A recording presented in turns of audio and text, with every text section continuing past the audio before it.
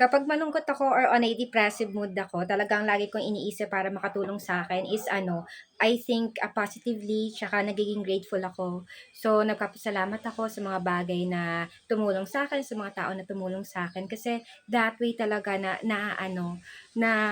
na babaliktad siya. Kumbaga, you are parang binabaliktad mo yung pain mo, yung suffering mo, yung mental anguish mo into a more positive, mas masaya, mas grateful na mindset. Kaya 'pag gano'n talagang nagkakaroon ng shift.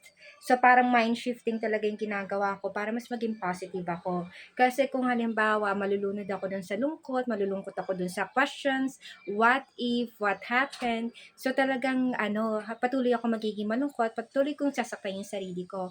Pero kung ima-mind shift ko siya, kung talagang pag-aaralan ko na, ay, eto nalulungkot na naman ako, eto na naman yung mga iniisip ko, mga negative thoughts, mga ruminating thoughts na mga what ifs, what happened. So, doon na ako, talaga, nagiging aware. So, kailangan talaga sa atin is self-awareness talaga na, oh, eto na yung iniisip mo, kaya kailangan i-shift mo na yung mga bagay na makakapagpasaya sa'yo. Kaya kung malungkot ka, i-mind shift mo lang, alagaan mo yung mental health mo.